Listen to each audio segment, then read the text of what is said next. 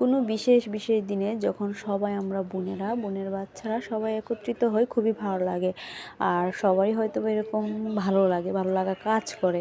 তো আমরা ঈদের পরের দিন চলে গিয়েছিলাম আর সবাই মিলে অনেক আনন্দ করেছিলাম। তারপর আমার ভাইয়ের জন্মদিন ছিল। আর সব কিছু নিয়ে এই ভিডিওটা সবাই একটু দেখবেন আর কমেন্টে জানাবেন আমাদের কেমন দিনগুলো কেটেছিল। তো আসসালামু আলাইকুম, সবাই কেমন আছেন? আশা করি সবাই ভালো আছেন। আমরা 3 বোন চলে গিয়েছিলাম ঈদের পরের দিন আমার বাবার বাড়িতে।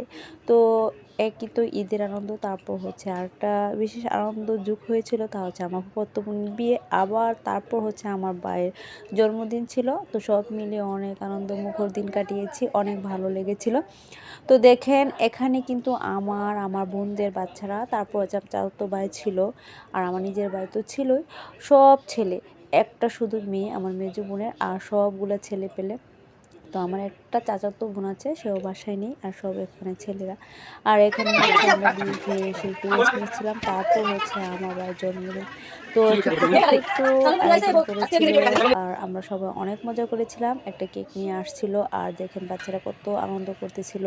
তারা বক্স বাজিয়ে অনেক ডান্স করতেছিল, অনেক মজা করতেছিল। আর দেখেন গড়ে 12টা বাজিয়ে দিয়েছিল।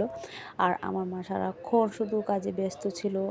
এতগুলা মানুষের রান্না বান্না, তারপর ঘর গোছানো, তারপর বাচ্চাদের কাপড় পরিষ্কার করা, কার কি প্রয়োজন সব কিছু যোগান দেওয়া আমার মার কাজ। সত্যি আমার মায়ের কাছে আমরা অনেক ঋণী হয়ে থাকবো। আর আমার মায়ের এই কষ্টগুলো একদিন হয়তো বা থাকবে না, সেগুলো মনে হবে আর অনেক কষ্ট পাবো। তো তারপর একটু আয়োজন করব আর সেজন্য একটু পায়েস রান্না করব। আর পায়েসটা আমি রান্না করেছি, তো ভালোই ছিল। আর একটু বিরিয়ানি করবো, সেই জন্য আমি সব দিকে গুছিয়ে গেছি। আমাকে অবশ্য সবাই সাহায্য করেছিল, কিন্তু আমি রান্না করেছিলাম। আর সব শেষে খেয়ে দিয়ে সবাই কিন্তু প্রশংসা করেছিল, বলেছিল যে অনেক ভালো হয়েছে। আর প্রশংসা পেলে অনেক ভালো লাগে আর কাজে আগ্রহটা অনেক বৃদ্ধি পায়, তাই না? তো অনেক মজা হয়েছিল সেদিন। তারপর আমরা চলে আসবো আর হঠাৎ করে বৃষ্টি পড়ছিল। জানি না, আগে কিছুক্ষণ আগেও সময়টা খুব সুন্দর ছিল, মানে দিনটা অনেক সুন্দর ছিল। তো আমরা প্রস্তুতি নিচ্ছিলাম, চলে আসবো, খাওয়া দাওয়া শেষ করেছিলাম, অলরেডি গাড়ি এসেছিল, মানে গাড়ি চলে আসবে আমাদেরকে নিতে। তো বৃষ্টি থামার পর আমরা কিন্তু থাকি নাই, সেই দিনই চলে আসি।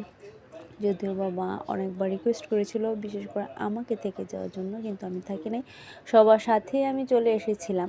কারণ বাড়িতে একটু ঝামেলা ছিল, যেহেতু বাড়িতে আমার হাজব্যান্ড একা ছিল।